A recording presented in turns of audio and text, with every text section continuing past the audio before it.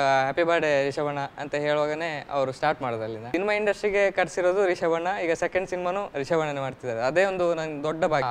ಬುದ್ಧಿವಂತ ಅಂತ ಹೇಳಿ ಅಲ್ಲ, ಅದು ಬ್ರಿಲಿಯಂಟ್ ಅಲ್ಲ, ಅಂದರೆ ಸ್ಮಾರ್ಟ್ ಆಗಿದ್ದಾನೆ ಹುಡುಗ. ಯಾರೋ ಸೆಟ್ಟಲ್ಲಿ ಹಾವು ಬಂತು ಅಂತೇಳಿ ಕಿಡ್ಸಿದಾಗ ರಿಷಭಣ್ಣ ಬೇರೆ ಕಾಲಲ್ಲಿ ಸೀಟಿನ ಮೇಲೆ ಕಾಲಲ್ಲಿ ಹಾಕಿ ನಾವು ಮೇಲೆ ಹತ್ತಿ ಇಲ್ಲೆಲ್ಲ ಹತ್ತಿ ನಿಂತದಲ್ಲ ಉಂಟು.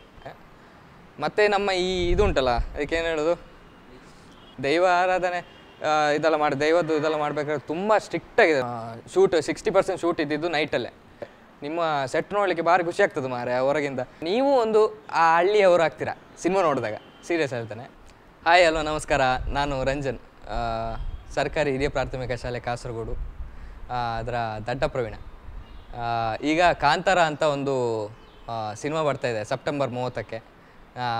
ಸೊ ಎಲ್ಲರೂ ಅದನ್ನು ಥಿಯೇಟ್ರಿಗೆ ಹೋಗಿ ನೋಡಿ.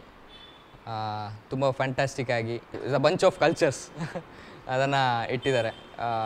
ಎಲ್ಲ ನಿಮ್ಮ ಕರ್ನಾಟಕದ ಕಲ್ಚರನ್ನು ನಾವು ಅಲ್ಲಿ ತೋರಿಸಿದ್ದಾರೆ. ಕಂಬಳ ಆಗಿರ್ಬೋದು, ಕೋಳಿಘಟ್ಟ ಆಗಿರ್ಬೋದು, ಮತ್ತು ದೈವಾರಾಧನೆ, ಹಾಗೆ ಕೆಲವು ಕಲ್ಚರ್ಸನ್ನು ನಾವು ಅದರಲ್ಲಿ ಕಾಣಿಸಿದ್ದೇವೆ. ರಿಷಭಣ್ಣ ಆ್ಯಕ್ಚುಲಿ ನನಗೆ ಹೇಗೆ ಇದು ಅಂದರೆ ಒಂದಿನ ಅವ್ರು ಬರ್ತಾರೆ, ಊರಿಗೆ ಬರ್ತಾರೆ ದೇವಸ್ಥಾನ ದರ್ಶನಕ್ಕೆ. ಅದಿನ ನಾನು ಕಾಂತಾರಲ್ಲಿ ಹಾಗೆ ಅಲ್ಲಿ ಸ್ವಲ್ಪ ಕೂದಲು ಇಟ್ಟಿರ್ತಾನೆ. ಆನಂತರ ರಿಟರ್ನ್ ಹೋಗ್ತಾರೆ, ಅವ್ರು ಮಾತಾಡಿ ಹೋಗ್ತಾರೆ. ಮತ್ತು ಸ್ವಲ್ಪ ದಿನ ಆಗಿ ಅವ್ರ ಬರ್ಡೇ ದಿನ ನಾನು ಫೋನ್ ಮಾಡ್ತೇನೆ ಅವರಿಗೆ ವಿಶ್ ಮಾಡಲಿಕ್ಕೋಸ್ಕರ. ಸೊ ಹ್ಯಾಪಿ ಬರ್ಡೇ ರಿಷಭಣ್ಣ ಅಂತ ಹೇಳುವಾಗನೇ ಅವರು ಸ್ಟಾರ್ಟ್ ಮಾಡೋದು ಅಲ್ಲಿಂದ. ನೀನು ಅಸಿಸ್ಟೆಂಟ್ ಡೈರೆಕ್ಟರ್ ಪ್ಲಸ್ಸು ಒಂದು ಆ್ಯಕ್ಟಿಂಗ್ ಮಾಡ್ತಿದ್ಯಾ, ಕೂದಲು ಗಡ್ಡ ಹಾಗೆ ಇಟ್ಕೋ, ಕಟ್ ಮಾಡಬೇಡ ಅಂತ.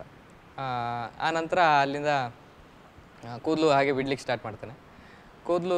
ಬಿಡ್ಲಿಕ್ಕೆ ಸ್ಟಾರ್ಟ್ ಮಾಡಿ ಕುಂದಾಪುರಕ್ಕೆ ಹೋಗ್ತಾನೆ. ಒಂದಿನ ಕುಂದಾಪುರಕ್ಕೆ ಕರೀತಾರೆ. ಕುಂದಾಪುರಕ್ಕೆ ಕರೆದಾಗ ಅಲ್ಲಿ ಹೋಗಿ ಅಲ್ಲಿ ನೋಡಿದಾಗ ಪ್ರಕಾಶ್ ಅಣ್ಣ, ಸನಿಲ್ ಗುರುವಣ್ಣ, ಮತ್ತು ನಿರುದಣ್ಣ, ಶ್ಯಾಮಣ್ಣ ಅಂತೇಳಿ ರೈಟರ್ಸ್ ಇರ್ತಾರೆ ನಮ್ಮ ಅಣ್ಣನವರು. ಸೊ ಅವರೆಲ್ಲ ಇಡ್ತಾರೆ. ಅವರೆಲ್ಲ ನನ್ನ ಹತ್ರ ಹೇಳ್ತಾರೆ ಕ್ಯಾರೆಕ್ಟ್ರ್ ಇಂಥದ್ದು, ಇಂಥ ಕ್ಯಾರೆಕ್ಟ್ರ್, ಒಂದು ಊರು ಬದಿ ಕತೆ ಅದು ಇದೆಲ್ಲ ಹೇಳ್ತಾರೆ ಹೀಗೆ. ಸೊ ಎಲ್ಲ ಹೇಳಿ ಖುಷಿ ಆಗುತ್ತೆ ಒಂಥರ. ಅಂದರೆ ಸೆಕೆಂಡ್ ಸಿನಿಮಾನು ರಿಷಭಣ್ಣಂದೇ, ನನ್ನದು ಫಸ್ಟ್ ಸಿನಿಮಾನು ರಿಷಭಣ್ಣನೇ. ನನಗೆ ಏನು ಹೇಳೋದು, ಸಿನಿಮಾ ಇಂಡಸ್ಟ್ರಿಗೆ ಕಟ್ಸಿರೋದು ರಿಷಭಣ್ಣ. ಈಗ ಸೆಕೆಂಡ್ ಸಿನಿಮಾನು ರಿಷಭಣ್ಣನೇ ಮಾಡ್ತಿದ್ದಾರೆ. ಅದೇ ಒಂದು ನಂಗೆ ದೊಡ್ಡ ಭಾಗ್ಯ. ಇನ್ನೊಂದೇನು ವಿಷಯ ಅಂದರೆ, ರಿಷಭಣ್ಣನ ಜೊತೆ ಒಂದು ಸ್ಕ್ರೀನ್ ಶೇರ್ ಮಾಡೋದಂದರೆ ಅದೊಂಥರ ನನಗೆ ಆಸೆ ಇದ್ದದ್ದು. ಸರ್ಕಾರಿ ಆದಮೇಲೆ ನನಗೆ ಒಂದು ಆಸೆ ಇದ್ದದ್ದು ಏನಂದರೆ ರಿಷಭಣ್ಣನ ಜೊತೆ ಒಂದು ಆ್ಯಕ್ಟ್ ಮಾಡಬೇಕಿತ್ತು ಅಂತ, ಒಂದು ಚಾನ್ಸ್ ಬರಬೇಕಿತ್ತು ಅಣ್ಣನ ಜೊತೆ ಒಂದು ಆ್ಯಕ್ಟ್ ಮಾಡೋದು ಅಂತ. ಅದು ಸಿಕ್ತು ನನಗೆ. ಅದೇ ಖುಷಿ ನನಗೆ. ಒಂಥರ ಏನು ಹೇಳೋದು, ಆ್ಯಕ್ಚುಲಿ ನಾನೇ ವಿಶ್ ಮಾಡ್ಕೊಂಡು ನಾನೇ ಥ್ಯಾಂಕ್ ಯು ಹೇಳೋಗಾಯ್ತು ಅಲ್ಲಿ.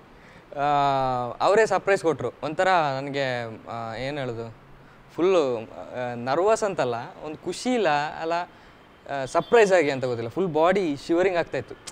ಅಣ್ಣ ಎಂಥದ್ದು ಹೇಳ್ತಿದ್ದಾರೆ, ಕೈ ಪೂರ್ತಿ ಬೆವರಿ, ಒಂಥರ ಎಕ್ಸೈಟ್ಮೆಂಟ್ ಏನಾಗಿರ್ಬೋದು ಅಂತ.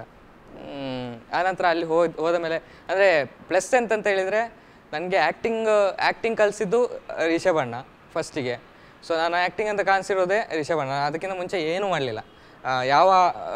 ಯಾವ ಮೇಘಲೆಯಲ್ಲೂ ನಾನು ಇರಲಿಲ್ಲ, ಆ್ಯಕ್ಟಿಂಗ್ ಮೇಘಲೆಯಲ್ಲಿ. ಅಂದರೆ ಈಗ ಕಲಾವೇದಿಕೆಯಲ್ಲಿ ಡ್ಯಾನ್ಸ್ ಎಲ್ಲ ಸ್ಟೇಜಲ್ಲಿ ಮಾಡಿರ್ಬೋದು ಹೊರತು ನಾಟಕ ಆಗಲಿ ಅದೆಲ್ಲ ಮಾಡಲಿಲ್ಲ. ಹುಲಿವೇಷ ಎಲ್ಲ ಆಗ್ತಿದೆ ಅಷ್ಟೇ. ಊರು ಬದಿಯೇ ಇದ್ದೆ. ಮಂಗಳೂರು ಬದಿ ಬಂದರೆ ಮನೇಲಿ ಇರ್ತಾನೆ. ಯಾರು ನನ್ನ ರಿಲೇಟಿವ್ಸ್ ಇರ್ತಾರೆ ಅವ್ರ ಮನೇಲಿ ಇರ್ತಾನೆ. ಬಟ್ ಸರ್ಕಾರಿ ಅಂತ ಒಂದು ಸಿನಿಮಾ ಬಂದಾಗ ಇಡೀ ಮಂಗಳೂರು ಆಗಲಿ ಇಡೀ ಕರ್ನಾಟಕ ನಂಗೆ ಕಾಣಿಸಿದ್ದಾರೆ ಅವರು. ಸೊ ಅವರೇ ಇನ್ನೊಂದು ಚಾನ್ಸ್ ಕೊಡ್ತಿದ್ದಾರೆ ನನಗೆ ಲೈಫಲ್ಲಿ, ಡೈರೆಕ್ಷನ್ ಡಿಪಾರ್ಟ್ಮೆಂಟ್ ಕಲ್ತ್ಕೋ ಅಂತ.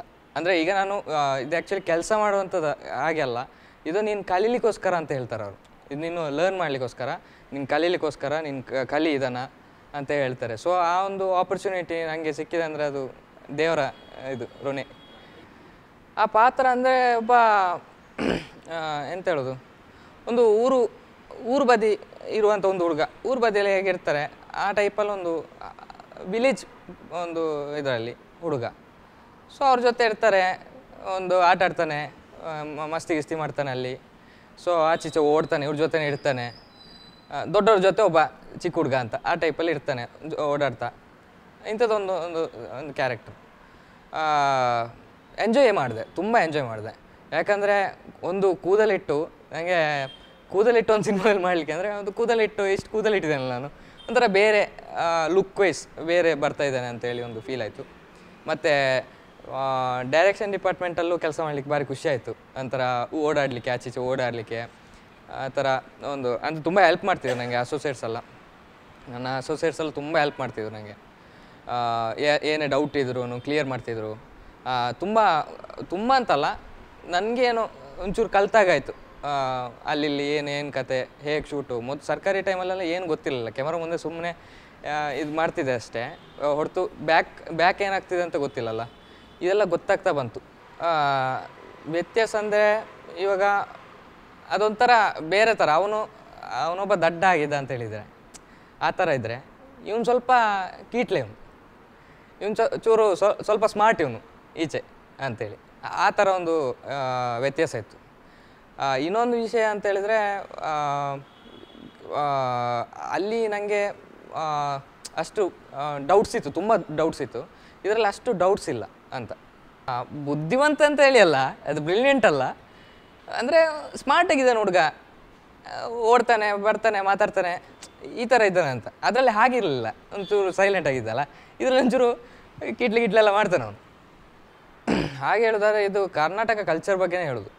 ಕರ್ನಾಟಕ ಕಲ್ಚರ್ ಅಂದರೆ ಈಗ ಕಂಬಳ, ದೈವಕೋಲ, ಆನಂತರ ಈ ಬೇರೆ ತುಂಬ ಆಟಗಳೆಲ್ಲ ಇತ್ತಲ್ಲಿ, ಬೇರೆ ಜಾತ್ರೆಗಳು ಅದೆಲ್ಲ ಇದೆ. ಅಂದರೆ ಕಂಪ್ಲೀಟ್ ಒಂದು ಬಂಚ್ ಕಲ್ಚರಲ್ಲಿ ಎಲ್ಲ ಕರ್ನಾಟಕದಲ್ಲಿ ಏನೇನು ಕಲ್ಚರ್ಸ್ ಇದೆಯೋ ಅದರ ಬಂಚ್ ಇದೆ. ನನಗೆ ಆ್ಯಕ್ಚುಲಿ ಹೇಳಿದ್ರೆ ರಿಷಭಣ್ಣನೇ ಇಷ್ಟ. ಅವ್ರು ಹೇಗೆ ಇರಲಿ ಅಂದರೆ ಅವ್ರು ಯಾವ ಥರ ಅಂದರೆ ಅವ್ರು ಏನೇ ಕೆಲಸ ಮಾಡಿದ್ರು ಅದಕ್ಕೆ ತುಂಬ ಇಷ್ಟಪಡ್ತಾರೆ. ಅದು ನನಗೆಲ್ಲ ಸಾಧ್ಯನೇ ಇಲ್ಲ ಅದು. ಅಂದರೆ ಯಾವ ಥರ ಅಂದರೆ ಎಷ್ಟೇ ಕಷ್ಟ ಇರಲಿ ಎಷ್ಟೇ ಇದಿರಲಿ ಹಾರ್ಡ್ ವರ್ಕ್ ಮಾಡ್ತಾ ಹಾರ್ಡ್ ವರ್ಕ್ ಜೊತೆಗೂ ಅವರೊಂದು ಆ ಪ್ರೀತಿ ಇರ್ತಾರೆ. ಕೋಪಲ ಬಂದು ಸ್ವಲ್ಪ ಹೊತ್ತೆ, ಜಾಸ್ತಿ ಹೊತ್ತು ಇಡಲ್ಲ. ಜಾಲಿ ಮಾಡಿಕೊಂಡು ಎಂಜಾಯ್ ಮಾಡಿಕೊಂಡು ಎಲ್ಲರ ಹತ್ರ ಮಾತಾಡಿಕೊಂಡು ಈ ಥರ ಮಸ್ತಿ ಎಲ್ಲ ಮಾಡಿಕೊಂಡು ಶೂಟಿಂಗ್ ಮಾಡ್ತಾರೆ. ಈವನ್ ಸರ್ಕಾರಿಯಲ್ಲೂ ಹಾಗೆ ಇದ್ದರು, ಈವನ್ ಕಾಂತಾರದಲ್ಲೂ ಹಾಗೆ ಇದ್ದಾರೆ. ಕಾಂತಾರದಲ್ಲಿ ಇನ್ನೂ ಸ್ವಲ್ಪ ಅಂದರೆ ಆ್ಯಕ್ಟಿಂಗ್ ವಯಸ್ಸು, ರೈಟರು ಪ್ಲಸ್ ಡೈರೆಕ್ಟ್ರು ಆ್ಯಕ್ಟ್ರ್ ಆದಾಗ ಅದರ ಒಂದು ಬ್ಯುಸಿ ಇರ್ತದಲ್ಲ ಅದು. ಅಂದರೆ ಹಾರ್ಡ್ ವರ್ಕ್ ತುಂಬ ಮಾಡಿದ್ದಾರೆ ಅವರು. ಈಗ ಬಾಡಿ ಅಂದರೆ ವರ್ಕೌಟ್ ಆಗಿರ್ಬೋದು ಬಾಡಿಗೆ, ಆನಂತರ ಶೂಟಿಂಗ್ ಸೆಟ್ಟಲ್ಲಿ ಆ್ಯಸ್ ಆನ್ ಆರ್ಟಿಸ್ಟ್ ಆಗಿ, ಆ್ಯಸ್ ಅ ಡೈರೆಕ್ಟರ್ ಆಗಿ, ಆನಂತರ ಬೇರೆಯವರ ಕ್ಯಾರೆಕ್ಟರ್ ಬಗ್ಗೆ ಈಗ ನಮ್ಮ ಕ್ಯಾರೆಕ್ಟ್ರಿಗೆಲ್ಲ ನಮಗೀಗ ಕೆಲವೊಮ್ಮೆ ಡೌಟ್ಸ್ ಎಲ್ಲ ಇದ್ದರೆ ಅದನ್ನು ಕ್ಲಿಯರ್ ಮಾಡಿ, ಅವ್ರ ಜೊತೆ ಆ್ಯಕ್ಟ್ ಮಾಡ್ತಿರ್ತೇವೆ, ಅವ್ರು ಅದನ್ನು ಕ್ಲಿಯರ್ ಮಾಡಿ ಆ ಥರ ಇದ್ದರು. ಅದಂದರೆ ಕುಂದಾಪುರದಲ್ಲಿ ಕೆರಾಡಿ ಅಂತ ಪ್ಲೇಸ್, ಅದು ಅಣ್ಣನ ಊರದು. ಆ್ಯಕ್ಚುಲಿ ರಿಷಭಣ್ಣನ ಪ್ರೈವೇಟ್ ಫಾರೆಸ್ಟ್ ಅದು. ಸೊ ಫುಲ್ ಫಾರೆಸ್ಟ್ ಅದು ನೋಡಿದಾಗ ಹೇಗಿತ್ತು ಅನ್ನೋದು, ಒಂದು ಹಳ್ಳಿ ಅದು. ಅಲ್ಲಿ ಮನೇಲೆಲ್ಲ ನಿಮಗೆ ಎಷ್ಟು ಕ್ಲೀನ್ ಅಂದರೆ ಒಂದು ಪ್ಲಾಸ್ಟಿಕ್ ಕವರ್ ಆಗಲಿ ಅದು ಇದೆಲ್ಲ ಆಗಲಿ ಅಲ್ಲೆಲ್ಲ ಬಿದ್ದಿರಲಿಕ್ಕಿಲ್ಲ, ತುಂಬ ಕ್ಲೀನ್. ಅಲ್ಲಿ ನೋಡಿದ್ರೆ ನಿಮಗೆ ಮಣ್ಣು, ಗಿಡ, ಮರ ಇಷ್ಟೇ ಕಾಣ್ಬೋದು. ತಂಪಾದ ಗಾಳಿ, ಒಂಥರ ಬೇರೆ ಮಜಾ ಕೊಡ್ತಾಯಿತ್ತು. ಫಸ್ಟ್ ಹೋದಾಗೆಲ್ಲ ನಮಗೆ ಕ್ಯೂರಿಯಾಸಿಟಿ ಇತ್ತು ಜಾಗ ನೋಡಿದಾಗ, ಒಂದೊಂದು ಜಾಗ ನೋಡಿದಾಗ ಒಂದೊಂದು ಕ್ಯೂರಿಯಾಸಿಟಿ. ಈ ಬೆಳಗ್ಗೆ ನಮಗೆ ಶೂಟಿಂಗ್ ಟೈಮಲ್ಲೆಲ್ಲ ಬೆಳಗ್ಗೆ ಒಂದು 3 ಗಂಟೆ 4 ಗಂಟೆಗೆಲ್ಲ ನಾವು ರೀಚ್ ಆದಾಗ, 3:30-4 ಗಂಟೆಗೆಲ್ಲ ರೀಚ್ ಆದಾಗ ಗಾಡಿಗಳು ತುಂಬ ಇತ್ತು. ನಮ್ಮ ಹೊಂಬಳೆ ಪ್ರೊಡಕ್ಷನಲ್ಲಿ ತುಂಬ ಗಾಡಿಗಳಿತ್ತಲ್ಲ, ಎಲ್ಲವೂ ಅಂದರೆ ಒಂದು ವಿಶಾಲವಾದ ಜಾಗ ಅದು.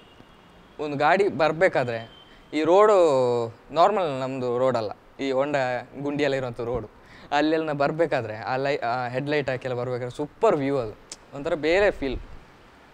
ಹಾಗೆ ಅಂದರೆ ಡೈಲಿ ಒಂದೊಂದು ಇದಿರ್ತದೆ, ಅಂದರೆ ಗಮ್ಮತ್ತು ನಮಗೆ ಡೈಲಿ. ಅಲ್ಲಿ ಹೇಗೆ ಗೊತ್ತಾ ನಿಮಗೆ ಹೇಳಿದ್ರೆ ಆ ಸೆಟ್ಟಲ್ಲಿ ಡೈಲಿ ಜಾತ್ರೆ. ಒಂದು ಕಡೆ ಈ ಐಸ್ ಕ್ರೀಮ್ ಅಂಗಡಿಯಲ್ಲಿ ಹಾಕಿದ್ರು ಆಯಿತಾ, ಐಸ್ ಕ್ರೀಮ್ ಅಂಗಡಿ ಹಾಕೋದು. ಊರಿನವ್ರು ಬೇರೆ ತುಂಬ ಸಪೋರ್ಟು, ಊರಿನವರೆಲ್ಲ ಬರೋದು, ಅವರು ಇವರು ಮಾತಾಡೋದು, ತುಂಬ ಜನ. ಮತ್ತು ಕೆಳಗೆ ಪಾರ್ಕಿಂಗ್ ಹೇಳಿ ಒಂದು ಏರಿಯಾ, ಮತ್ತು ಊಟಕ್ಕೆ ಒಂದು ಏರಿಯಾ. ಊಟಕ್ಕೆ ಹೋದಾಗೆಲ್ಲ ಎಲ್ಲ ಜೊತೆಗೆ ಹೋಗೋದು, ಜೊತೆಗೆ ಮಾತಾಡ್ತಾ ಅಲ್ಲ 5 ನಿಮಿಷದಲ್ಲಿ ಬರಬೇಕಂತೆಲ್ಲ ಹೇಳೋದು. ನಾವು ಮಾತುಕತೆ ಎಲ್ಲ ಆಗುವಾಗ ಗಂಟೆ ಆಗ್ತದೆ. ಆ ಥರ ಇತ್ತು. ಮತ್ತು ಈವನ್ ಸೆಟ್ಟಲ್ಲಿ ಸಹ ಅಷ್ಟೇ. ಸೆಟ್ಟೆಲ್ಲ ಹೇಗಿತ್ತು ಅಂದರೆ ಎಲ್ಲ ಸೆಟ್ ಹಾಕಿರೋದು, ಒಂದು 25 ಹೌಸ್ ಇತ್ತು. ಆನಂತರ ಒಂದು ಕಡೆ ಈ ಕಾಸ್ಟ್ಯೂಮ್ ಇದಾಗಿರ್ಬೋದು, ಒಂದು ಕಡೆ ಬೇರೆ ಯಾವುದು ಆರ್ಟ್ ಡಿಪಾರ್ಟ್ಮೆಂಟು, ಈ ಥರ ಆರ್ಟ್ ಪ್ರಾಪರ್ಟೀಸು ಸಹ ಅಂಥದ್ದೇ ಇತ್ತು. ಅಂದರೆ ಹಳೆಯ ಕಾಲದೆಲ್ಲ ಕೆಲವೊಂದು ಇದಿತ್ತು. ಸೊ ಅದಕ್ಕೆಲ್ಲ ತುಂಬ ನೋಡಬೇಕಾದ್ರೆ ಈ ಜಾತ್ರೆಯಲ್ಲಿ ಹೇಗೆ ಎಂಜಾಯ್ಮೆಂಟು ಅದೇ ಥರ ನಮಗೆ ಸ್ಪೆಷಲಾಗಿ ಡೇ ಇಲ್ಲ, 1 ಡೇ ಅಂತಲ್ಲ. ಪ್ರತಿ ಶೂಟಲ್ಲೂ ಖುಷಿ, ಸಂತೋಷ, ಸಂಕಟ, ದುಃಖ ಎಲ್ಲವೂ. ಅಂದರೆ ಒಂದು ಜೀವನ ಹೇಗೆ ಅದನ್ನು ಕಾಣಿಸಿದೆ ಕಾಂತಾರ. ದೀಪಕಣ್ಣ ಅಂತೂ ಭಾರಿ ಕಾಮಿಡಿ ಅವರು, ತುಂಬ ಕಾಮಿಡಿ ಅವರು. ಆನಂತರ ಮಾನಸಿ ಅಕ್ಕ, ಮಾನಸಿ ಸುಧೀರ್ ಮಾನಸಿ ಅಕ್ಕ ಮತ್ತು ಪ್ರತಿಮಕ್ಕ ಅಂತ ಅವರು, ನಾವೆಲ್ಲ ಜೊತೆಗಿದ್ದೆವು. ಮತ್ತು ತುಂಬ ಜನ ಇದ್ದರು ಹೇಳೋದಾದ್ರೆ, ಯದು ವಿಠಲಣ್ಣ, ಇವನ್ ಕಿಶೋರ್ ಸರ್ ತುಂಬ ಕಾಮಿಡಿ ಮಾತಾಡ್ತಾರೆ. ಅವರು ತುಂಬ ಕ್ಲೋಸ್ ಆಗಿ ಎಂಜಾಯ್ಮೆಂಟಲ್ಲಿ ಮಾತಾಡ್ತಿದ್ರು. ಅಚ್ಚು ಸರಿಗೆಲ್ಲ ನಾನು ಕರೀಲಿಕ್ಕೆ ಹೋಗ್ಬೇಕಿತ್ತು, ಅಂದರೆ ಬರಲಿಕ್ಕೆ. ಫಸ್ಟಿಗೆ ಹೋಗ್ಲಿಕ್ಕೆ ಭಯ ಆಗ್ತಿತ್ತು, ಅಂದರೆ ಕರೆಯೋದಪ್ಪ ಬೇಡವಾ ಹಾಗೆ ಹೀಗೆ ಇತ್ತು. ಆನಂತರ ಕರೆದಾಗ ಪಾಪ ಅವ್ರು ಬರ್ತಾಯಿದ್ರು. ನಾರ್ಮಲಿ ಏನು ಹೇಳ್ತಾ ಇರಲಿಲ್ಲ, ತಮಾಷೆ ಮಾತಾಡಿಕೊಂಡು ಹೀಗೆಲ್ಲ ಬರ್ತಾಯಿದ್ರು, ತಮಾಷೆ ಮಾತಾಡ್ತಾಯಿದ್ರು. ತುಂಬ ಎಂಜಾಯ್ ಮಾಡಿದ್ದೇವೆ ನಾವು, ಸೀರಿಯಸ್ಲಿ ಸೆಟ್ಟನ್ನು ಎಂಜಾಯ್ ಮಾಡಿದ್ದೇವೆ. ಜವಾಬ್ದಾರಿ ಅಂತ ಏನಿಲ್ಲ. ಈಗ ನಾನು ತಪ್ಪು ಮಾಡಿದರೆ ಸಹ ಪಾಪ ಅಸೋಸಿಯೇಟ್ ಅದನ್ನು, ನಮ್ಮ ಅಸೋಸಿಯೇಟ್ಸ್ ಇದ್ದಾರೆ, ಅವ್ರು ಪಾಪ ಅಡಗಿಸ್ತಿದ್ರು ಅದನ್ನು. ಈಗ ನಾನು ತಪ್ಪು ಮಾಡಿದ್ರು ಅವರೇ ಪಾಪ ಬೈಗಳು ತಿಂತಾಯಿದ್ರು, ಆಯಿತಾ. ಸೀರಿಯಸ್ಲಿ ಹೇಳಿದ್ರೆ ನಂಗೆ ತುಂಬ ಸಪೋರ್ಟ್ ಮಾಡಿದ್ದಾರೆ. ನೀನು ಕಲಿಮಗ ಅಂತೇಳಿದೆ. ನನ್ನ ಎಲ್ಲ ಅಸೋಸಿಯೇಟ್ಸು ಹೆಸರು ಹೇಳೋದಾದರೆ ತುಂಬ ಜನ ಇದ್ದಾರೆ. ಚಿರು ಅಣ್ಣ, ರಾಕಿ ಅಣ್ಣ, ನಂತರ ಶ್ಯಾಮಣ್ಣ, ಮತ್ತು ಪ್ರತೀಕಣ್ಣ, ಶ್ರೇಯಕ್ಕ, ಮತ್ತು ಅಶ್ವಥ್ ಅಂತ, ಮತ್ತು ಬಂಗಾರಪ್ಪ, ಮಲ್ಲಿಕಾರ್ಜುನಣ್ಣ, ಮತ್ತು ಶರತ್ ಅಣ್ಣ, ಹಾಗೆ ತುಂಬ ಜನ ಇದ್ದೇವೆ ನಾವು. ಫನ್ ತುಂಬ ಇತ್ತು. ಈಗ ಪ್ರಕಾಶ್ ಅಣ್ಣ ಆದರೆ ಪ್ರಕಾಶ್ ಅಣ್ಣ ಒಂದು ಉಪದ್ರ ಉಂಟು, ಹಿಂದೆ ಒಂದು ಈಗ ಕರೆಯೋದು ಅದೆಲ್ಲ. ಮತ್ತು ನಾನು ಮತ್ತು ಪ್ರಕಾಶ್ ಅಣ್ಣ ಸೇರಿಕೊಂಡು ಮಾಡೋದು.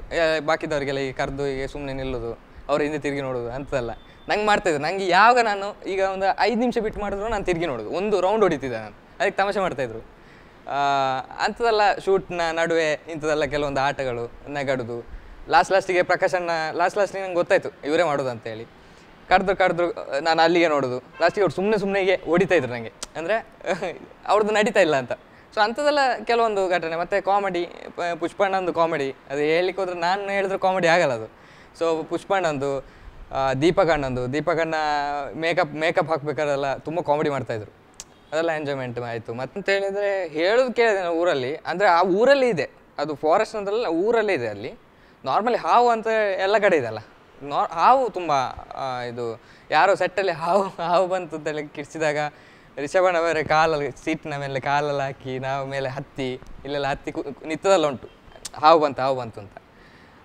ಮತ್ತು ಬೇರೆ ಯಾವುದು ಪ್ರಾಣಿಗಳನ್ನ ನಾನು ನೋಡಲಿಲ್ಲ ಅಲ್ಲಿ, ಅಂದರೆ ಕಣ್ಣಾರೆ ಕಾಣಲಿಲ್ಲ. ನಾನು ಹೇಳೋದು ಕೇಳಿದ್ದೇನೆ ಅಲ್ಲಿ ಊರಿನವರು, ಹುಲಿ ಚಿರತೆ ಅದು ಇದಂತ ಹೇಳ್ತಾರೆ. ಅಂದರೆ ಆಚೆ ಕಡೆ ಫಾರೆಸ್ಟ್ ಇದೆ ಆಚೆ ಕಡೆ. ಸೊ ಅಲ್ಲಿ ಈ ಥರ ಇದೆ ಅಂತಲೇ ಹೇಳ್ತಿದ್ರು. ಈಚೆ ಕಡೆ ಊರು ಬದಿಯಲ್ಲ, ಹಾಗೆ ತೊಂದರೆ ಆಗಲಿಲ್ಲ, ಮನೆಗಳೆಲ್ಲ ಇತ್ತಲ್ಲಿ. ಫಸ್ಟ್ ಶೆಡ್ಯೂಲಲ್ಲಿ ಅಂದರೆ 4-5 ದಿನ ಶೂಟಿಂಗ್ ಮಾಡಿ ಸ್ಟಾಪ್ ಆದದುಂಟು. ಅಂದರೆ ಮಳೆ ಬಂತು, ತುಂಬ ಮಳೆ ಬಂದು ತೊಂದರೆ ಆಯಿತು, ಹಾಗೆ ಇದೆ. ಮತ್ತು ನಮ್ಮ ಈ ಇದು ಉಂಟಲ್ಲ, ಅದಕ್ಕೇನು ಹೇಳೋದು, ಲೀಚ್, ಅದು ತುಂಬ ತೊಂದರೆ ಇತ್ತು ಅಲ್ಲಿ, ಆಯಿತಾ. ಲೀಚೆಲ್ಲ ಸ್ವಲ್ಪ ತೊಂದರೆ ಇತ್ತು. ಅದು ಬಿಟ್ಟರೆ ಬೇರೆ ಎಂಥ ತೊಂದರೆ ಅಂತೇಳಿ ಆಗಲಿಲ್ಲ. ಅದು ನಮ್ಮ ಕಡೆಯಿಂದ ಸ್ವಲ್ಪ ಇದೆಲ್ಲ ಹಾಗೆ, ಅಂದರೆ ವರ್ಕ್ ಆಗುವಾಗೆಲ್ಲ ಇರ್ತದಲ್ಲ ಅಂಥದ್ದು ಕೆಲವೊಂದು ಅಷ್ಟೇ, ಬೇರೆ ಏನು ತೊಂದರೆ ಏನಿಲ್ಲ ಅಲ್ಲಿ.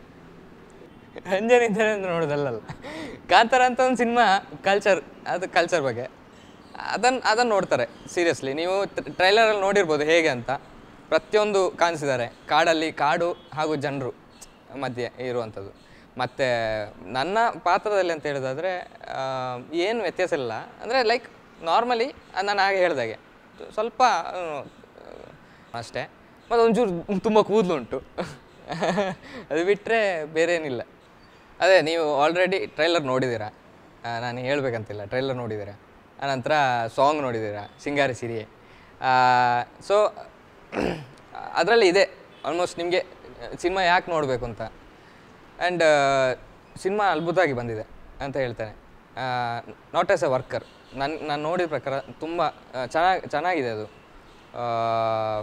ಕಲ್ಚರ್ ಬಗ್ಗೆ ಆಗಿರ್ಬೋದು, ದೈವಾರಾಧನೆ ಆಗಿ ದೈವ ಎಲ್ಲ ಮಾಡ್ಬೇಕಾದ್ರೆ ನಾವು ಸೀರಿಯಸ್ ಹೇಳ್ತೇನೆ, ಅದೇ ಹೇಳಲಿಕ್ಕೆ ಮಾಡ್ತದೆ. ದೈವ ಆರಾಧನೆ ಇದೆಲ್ಲ ಮಾಡ್ಬೇಕಾದ್ರೆ ತುಂಬ ಸ್ಟ್ರಿಕ್ಟಾಗಿದೆ ನಾವು. ಅಂದರೆ ಅಣ್ಣ ಹೇಳ್ತೇವೆ ನಾನ್ ವೆಜ್ ಇಲ್ಲ ತಿನ್ನುವಾಗಿಲ್ಲ. ಆನಂತರ ಒಂದು ದೈವದ ಇದಿತ್ತು, ಅಲ್ಲಿಗೆ ಹೋಗಬೇಕಾದ್ರೆ ಚಪ್ಪಲಿ ಹಾಕೋಗಿಲ್ಲ ಆ ಏರಿಯಾಕ್ಕೆ. ಚಪ್ಪಲಿ ಹಾಕದೆ ಚಪ್ಪಲಿ ಹೊರಗೆ ಬಿಟ್ಟು ಬರ್ತಾಯಿದ್ದೆವು. ಆಲ್ಮೋಸ್ಟ್ ಶೂಟ್ 60% ಶೂಟ್ ಇದ್ದಿದ್ದು ನೈಟಲ್ಲೇ. ಸೊ ಈ ನೈಟ್ ಟೈಮಲ್ಲೆಲ್ಲ ನೈಟ್ ಟೈಮು ನಮಗೆ ಹೇಗಿತ್ತಂದರೆ ಹಗಲು ರಾತ್ರಿ, ರಾತ್ರಿ ಹಗಲು. ಅಂದರೆ ಎಲ್ಲರೂ ಕೆಲಸಕ್ಕೆ ಹೋಗೋ ಟೈಮಲ್ಲಿ ನಾವು ನಿದ್ದೆ ಮಾಡೋದು, ಎಲ್ಲರೂ ನಿದ್ದೆ ಮಾಡೋ ಟೈಮಲ್ಲಿ ನಾವು ಕೆಲಸ ಮಾಡೋದು, ಆ ಥರ ಇತ್ತು. ಆ್ಯಂಡ್ ಸೆಟ್ ಹಾಕಿದೆ ಯಾವ ಥರ ಅಂದರೆ ಒಂದು ಫುಲ್ ಲೈಟ್, ಒಂದು ಏರಿಯಾ ಇಡೀ ಲೈಟ್ ಹಾಕ್ಕೊಂಡು ಒಂದು ಕಡೆ ಆ ಲೈಟ್ ಬೀಳೋ ಥರ. ಸೊ ಆ ಥರ ಇದ್ದಿದ್ದು. ಯೂನಿಟ್ ಅವರೆಲ್ಲ ತುಂಬ ಜನ ಇದ್ದರು, ತುಂಬ ಇದ್ದರು ಸೆಟ್ಟಲ್ಲಿ ಜನ. ಸೊ ಅರವಿಂದ್ ಸರ್ ಎಲ್ಲ ಆ ಥರ ಲೈಟಿಂಗ್ಸ್ ಎಲ್ಲ ತುಂಬ ಪ್ಲ್ಯಾನಿಂಗ್ ಅವರು. ಸೊ ಹೊರಗಿನ ಊರಿನವರು ಹೊರಗಿಂದ ಬಂದಾಗ ನಮಗೆ ಹೇಳ್ತಾರೆ, ನಿಮ್ಮ ಸೆಟ್ ನೋಡಲಿಕ್ಕೆ ಭಾರಿ ಖುಷಿ ಆಗ್ತದೆ ಮಾರೆ, ಹೊರಗಿಂದ ಈಚೆಯಿಂದ ಆಚೆ ನೋಡ್ಲಿಕ್ಕೆ ಭಾರಿ ಖುಷಿ ಆಗ್ತದೆ ತುಂಬ ಲೈಟಿಂಗ್ಸ್ ಆಗಿ ಅಂತ ಆ ಥರ ಹೇಳ್ತಾಯಿದ್ರು. ಹಾಗೆ ಅಂದರೆ ನಿಮಗೆ ಒಂದು ಊರಿದು ಕಲ್ಚರ್ ಬಗ್ಗೆ, ಒಂದು ಊರು ಜನರು ಅವರ ಒಳಗಿರುವಂಥ ನೀವು ಒಂದು ಆ ಹಳ್ಳಿಯವರು ಆಗ್ತೀರಾ ಸಿನಿಮಾ ನೋಡಿದಾಗ. ಸೀರಿಯಸ್ ಹೇಳ್ತಾನೆ, ನೀವು ಆ ಸಿನಿಮಾ ನೋಡ್ತಾ ನೀವು ಆ ಹಳ್ಳಿಯ ಒಬ್ಬ ವ್ಯಕ್ತಿ ಆಗ್ತೀರಾ ಅಂತ ಹೇಳ್ತಾನೆ, ಇಷ್ಟಪಡ್ತಾನೆ ಅಷ್ಟೇ. ಅಂದರೆ ಈಗ ದೈವ ಮಾಡಬೇಕಾದ್ರೆ ಸೀರಿಯಸ್ಲಿ ಹೇಳ್ತೇನೆ, ಎಲ್ಲರಿಗೂ, ನನಗೆ ಅಂತಲ್ಲ ಪ್ರತಿಯೊಬ್ಬರಿಗೂ, ಇವನ ಅಣ್ಣನಿಗೂ ಸಹ ಒಂಥರ ಭಯಭಕ್ತಿ ಇತ್ತು. ಭಯಭಕ್ತಿ ಅಂದರೆ ಅವರು ಸೀರಿಯಸ್ ಹೇಳ್ತಾನೆ, ದೇವರು ತುಂಬ ಹೆಲ್ಪ್ ಮಾಡಿದ್ದಾರೆ ನನಗೆ. ಅಂದರೆ ಎಲ್ಲೂ ತೊಂದರೆಗಳಲ್ಲಾಗಲಿಲ್ಲ, ತೊಂದರೆಗಳಾದ್ರೂ ಅದನ್ನು ಕಮ್ಮಿ ಮಾಡಿಕೊಂಡು ಆ ಥರ ಹೋಗಿತ್ತು ಕಂಪ್ಲೀಟ್ ಶೂಟ್. ಭಯ ಆಗಿದೆ, ತುಂಬ ಭಯ ಆಗಿದೆ. ಅಂದರೆ ರಾತ್ರಿ ಹೊತ್ತಲ್ಲಿ ಒಬ್ಬೊಬ್ಬ ನಡೆಯೋಗಿಲ್ಲ, ಯಾರಾದ್ರು ಇದ್ದರೆ ಬನ್ನಿ ಮಾರೆ ಅಂತೇಳಿ ಹೇಳಿ ಆ ಥರ ಹೋಗ್ತಿದ್ದೆವು. ಊಟಕ್ಕೆ ಹೋಗ್ಬೇಕಾದ್ರೆ ಜೊತೆಗೆ ಹೋಗೋದೆಲ್ಲ ಆಗಿತ್ತು. ಭಯ ಅಂತ ಹೇಳಿದ್ರೆ ಅದೇ ಅಷ್ಟೇ, ಮತ್ತು ಬೇರೇನು ಜಾಸ್ತಿ ಇದಂಥ ಇನ್ಸಿಡೆಂಟ್ ಅಂತ ಆಗಲಿಲ್ಲ. ಜಸ್ಟ್ ನಾರ್ಮಲಿ ನಮಗೆ ಅದೇ ದೈವ ಕಂಡಾಗ ಆ ಗಗ್ಗರ ಶಬ್ದ, ತಾಸೆ ಶಬ್ದ, ರಿಯಲ್ ದೈವ ನೋಡಿದಾಗೆ ಆ ಥರ ಫೀಲ್ ಆಗ್ತಾಯಿತ್ತು. ಸೆಪ್ಟೆಂಬರ್ 30ನೇ ತಾರೀಕಿಗೆ ನಿಮ್ಮ ಮನೆ ಹತ್ರದ ಥಿಯೇಟ್ರ್ಗಳಲ್ಲಿ ರಿಲೀಸ್ ಆಗ್ತಾಯಿದೆ ಕಾಂತಾರ ಸಿನಿಮಾ. ಸೊ ದಯವಿಟ್ಟು ಹೋಗಿ ವೀಕ್ಷಿಸಿ ಥಿಯೇಟ್ರಲ್ಲೇ, ಆಶೀರ್ವದಿಸಿ ಅಷ್ಟೇ. Thank you.